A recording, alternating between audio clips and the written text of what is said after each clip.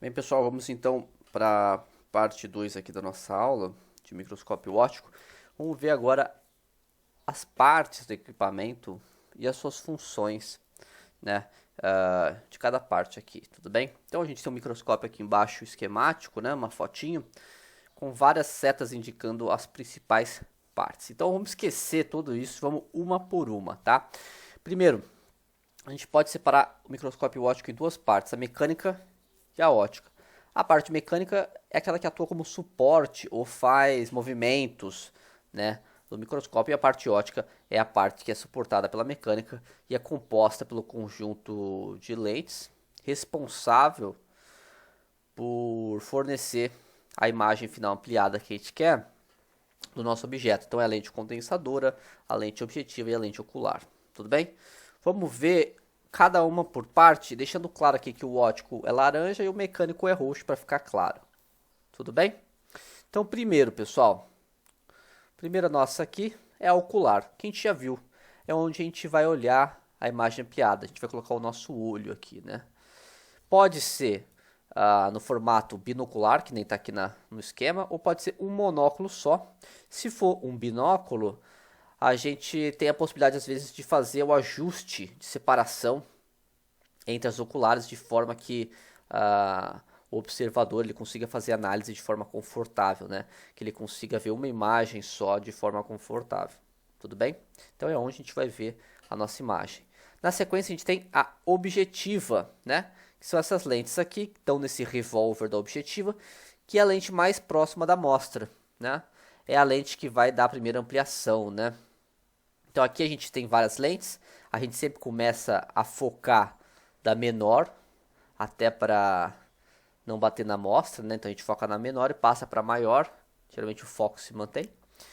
E nessa lente menor a gente tem uma visão mais ampla da amostra como um todo, né? Conforme a gente vai aumentando a, a, os aumentos, mudando as lentes de aumento maiores, a gente vai pegando regiões mais específicas da amostra, tá? Então, em alguns casos, depende se vai querer uma região mais específica, em outros, uma região mais abrangente. Tudo bem, mas se a gente já viu as lentes, a gente tem ainda o condensador, que tem essa ideia de uh, produzir esses feixes luminosos de forma retilínea e paralela para cobrir a amostra de forma homogênea, de forma igualitária, né? Ou seja, não deve haver angulações diferenciais de luz, que isso pode gerar uma leitura falsa, mascarar uma leitura ótica aqui, tá? Então a gente quer um condensador justamente para direcionar esses feixes luminosos, tudo bem?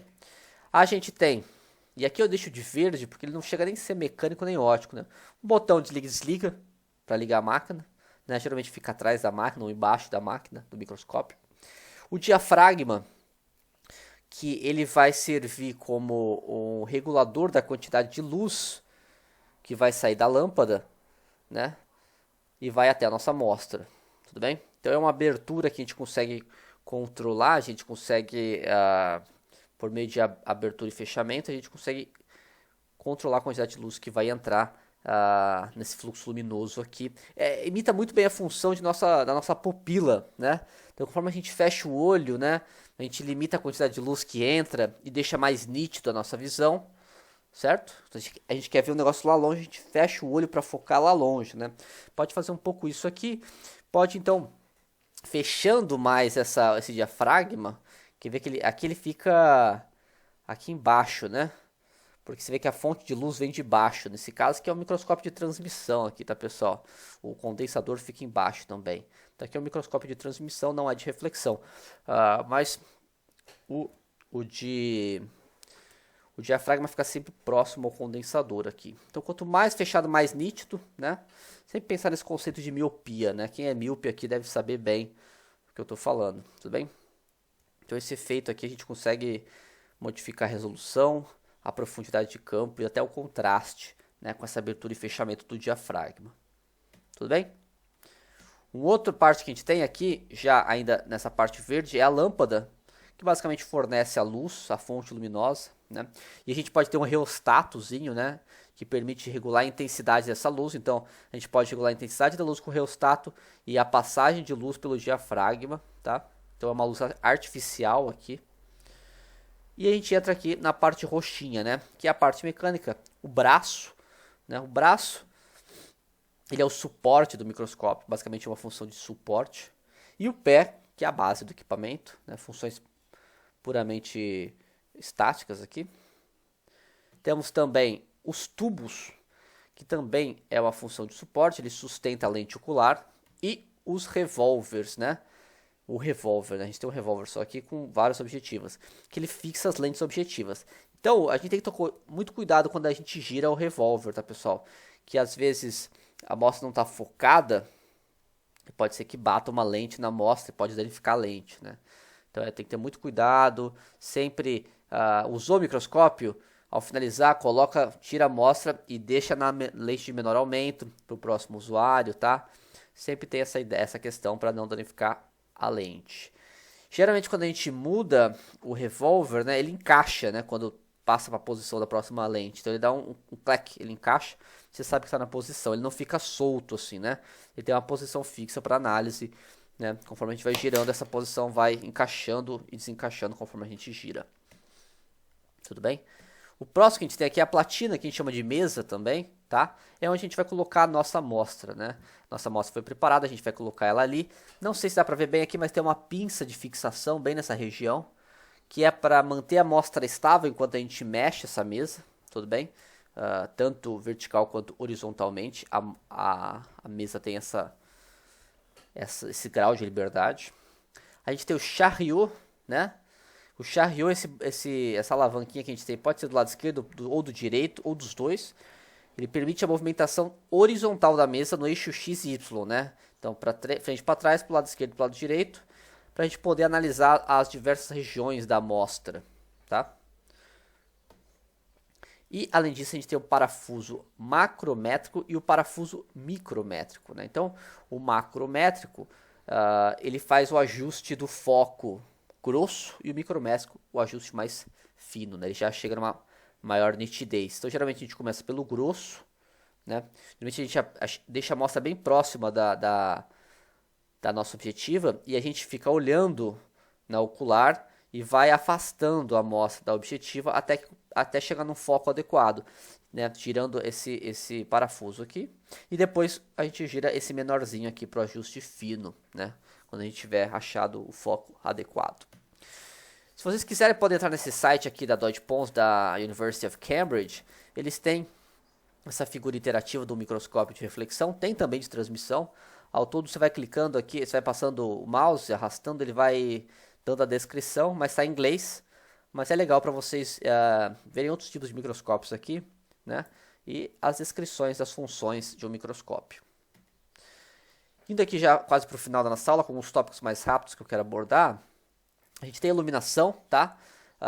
Geralmente no microscópio a gente ilumina a amostra e as regiões que são refletidas, né, e voltam para a objetiva são as regiões claras, né, e as partes que são escuras correspondem àquelas que foram atacadas, né, preferencialmente. Então, poros, trincas, contornos de grão vão ser essas regiões escuras, né? A gente já teve um pouco disso em ataque químico. E aqui é interessante só apresentar que tem várias técnicas de iluminação. A mais comum é essa aqui, tá, pessoal? A B. No caso, a luz vem de uma fonte externa, né? Ela bate num espelho e atravessa a objetiva, bate na amostra e volta para a objetiva, tá?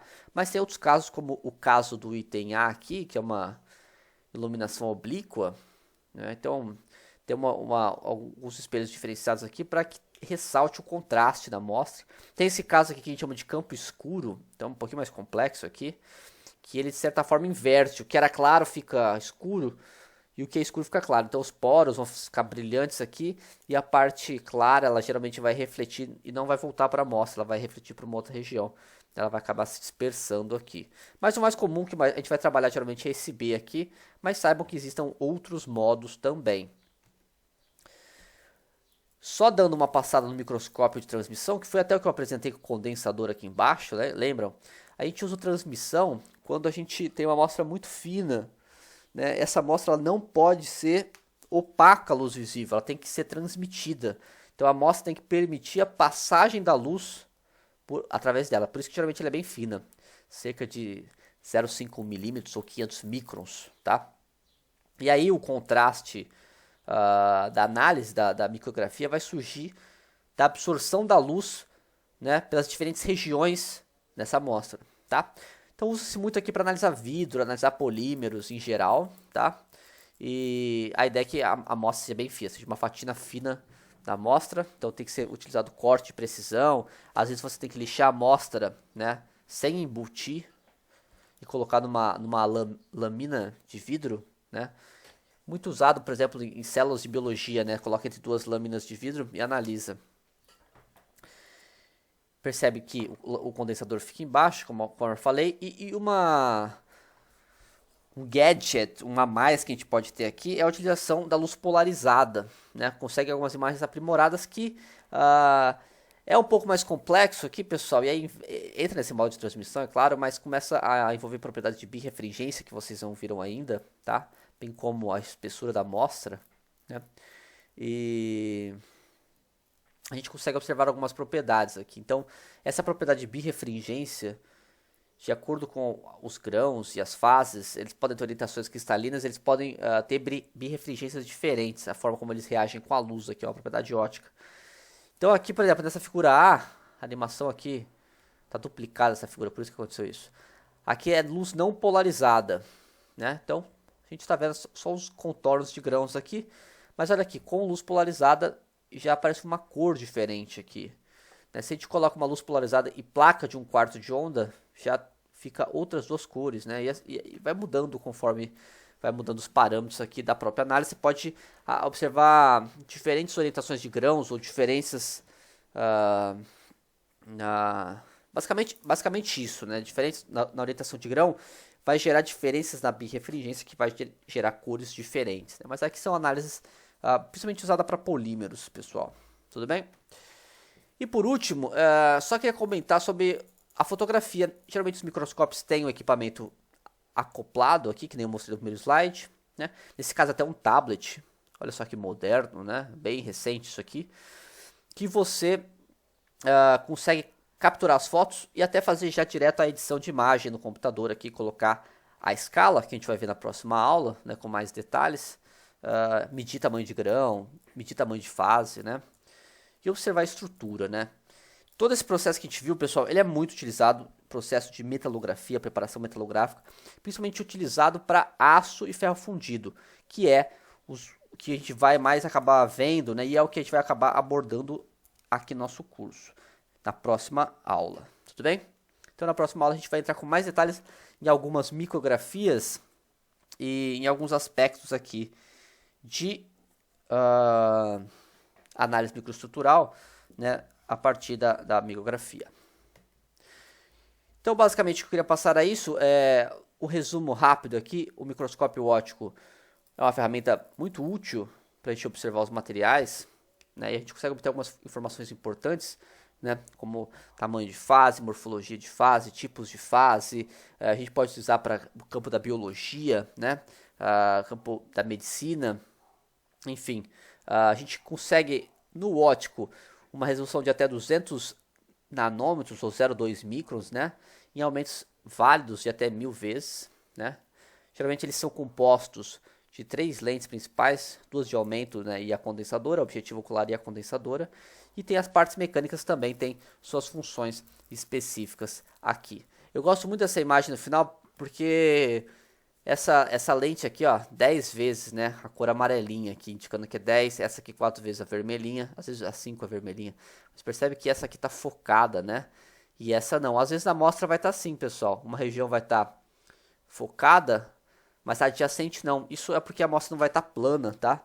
Por isso que a gente tem que tomar bastante cuidado durante a preparação, para deixar a amostra bem plana. E a gente pode até usar aquele artifício da aula passada, de colocar numa massinha e colocar numa prensa, né, para nivelar a planicidade da amostra. Pessoal, era isso que eu queria passar para vocês. O próximo vídeo é em laboratório, mostrando para vocês o microscópio óptico aqui do laboratório de preparação metalográfica da UDESC. Beleza? Então, tome uma água e vamos à nosso próximo vídeo aula.